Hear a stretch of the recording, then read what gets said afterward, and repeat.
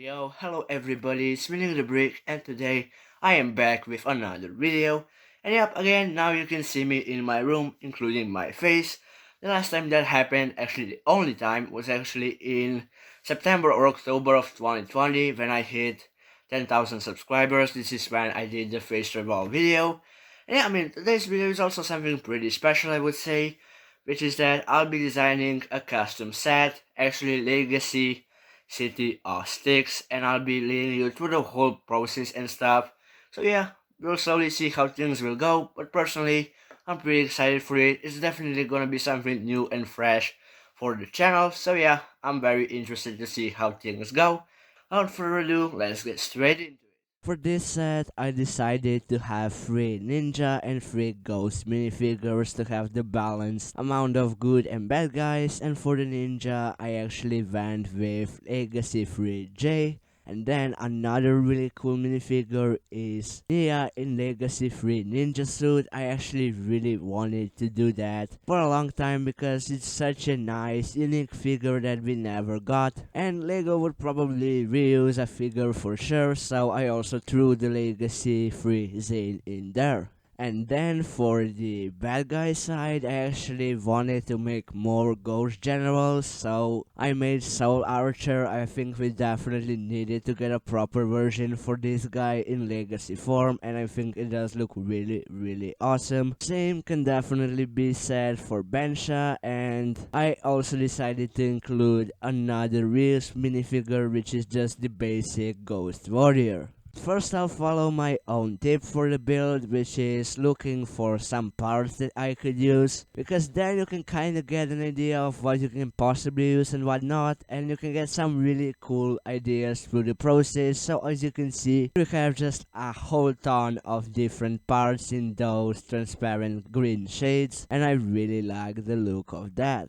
Some parts might definitely end up being pretty handy, not gonna lie. Also, another tip of mine is to actually just draw the basic outline of something that would associate you with what you're building. So I made this kind of a temple thingy, which is represented to be located in City of Stiix or Village of Stiix, really depends how we want to call it. But yeah, this is definitely out of scale and way too big compared to what I'll be making. So yeah, this is just how I would imagine my build in a little simple outline, but the final product is obviously not gonna look like anything like this. It's gonna be inspired by something like this, but definitely not what you see here. So just so you understand, this is more of a brainstorm than anything else. Also, I have this baby in my collection, and sometimes it's just good to give you some basic ideas.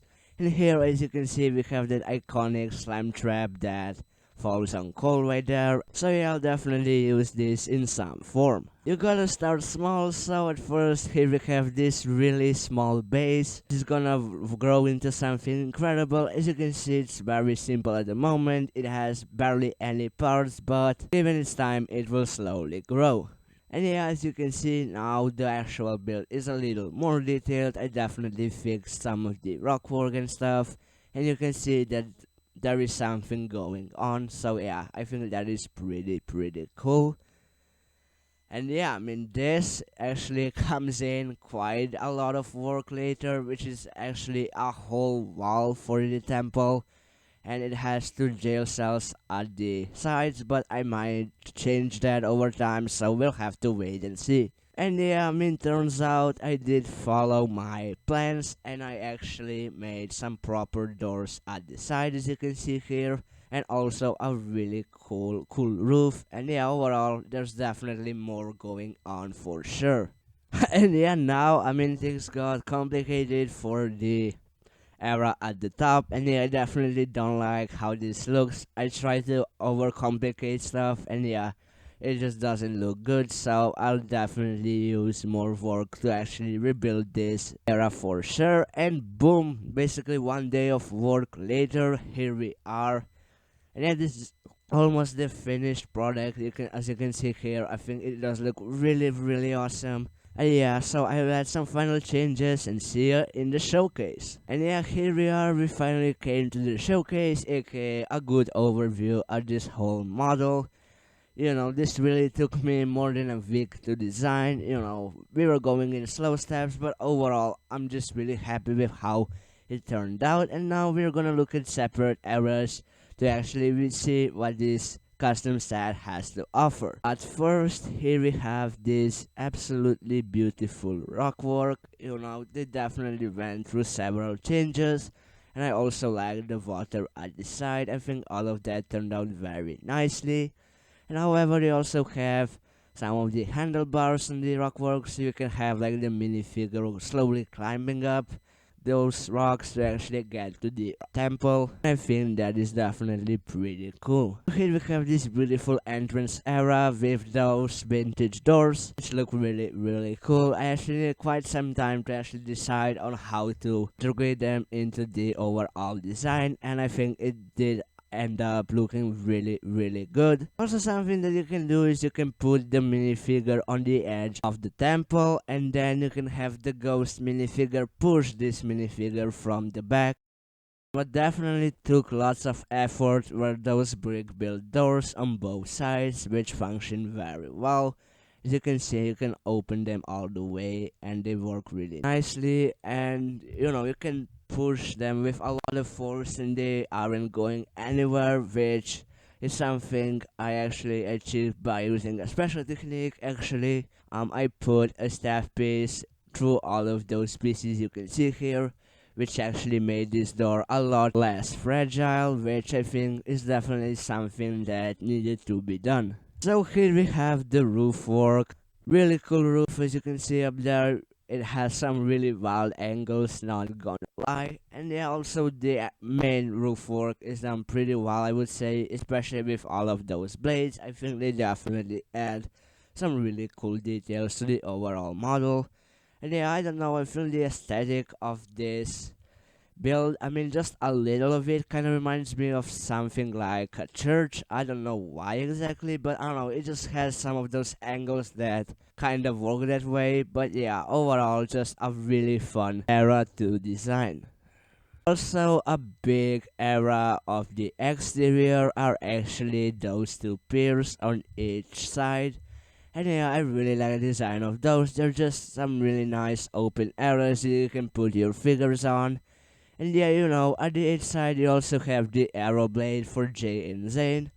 Because those were actually present in a lot of sets, I also decided to include them here.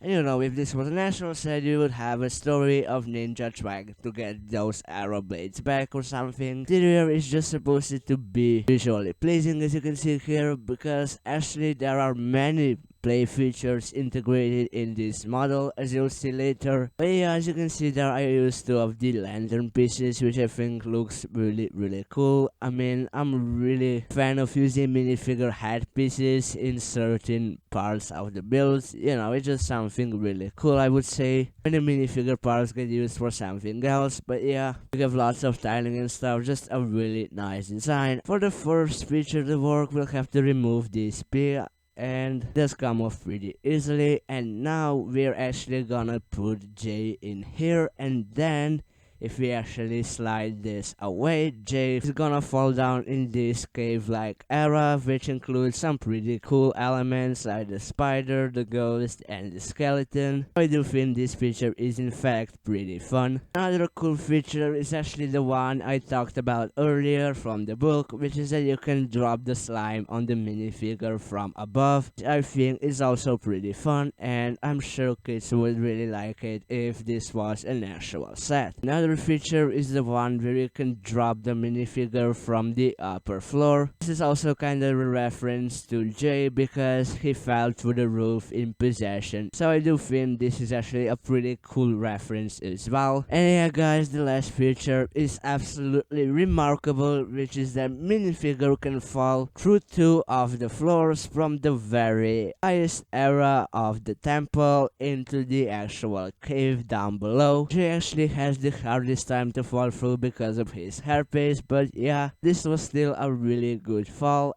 And then here we have Zane, and oh man, bro felt like there's no tomorrow, I would say. I mean, just look at this. And then Nia also has a short hairpiece in this set, which also makes her fall way easier. Also, the build itself is very sturdy. You can actually pick it up with your hand at the bottom and you can just swish it around, pick it however you want, and nope, it's not gonna fall apart in your hands, which is definitely a nice thing. Some Lego sets definitely have a problem with being so fragile that they break so easily as you pick them up. And yeah, this is how the model looks all together with the figures and stuff. And yeah, it just looks absolutely awesome. I'm very happy with how it turned out. Also, here is the box art that I put together quickly. Obviously, I'm still not the best at making the box art at all, but I just had to make something I feel like, and I think it's decent. It kind of represents what the set is about, which I think is kind of the main thing.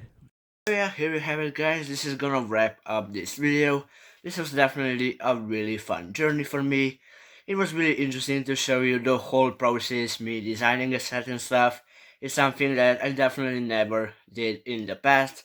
So seeing that now was actually really entertaining, and yeah, I'm just very happy with how things turned out. If you enjoyed this video, I would highly appreciate a like. Don't forget to click that subscribe button you can already. See you in the next video. Bye!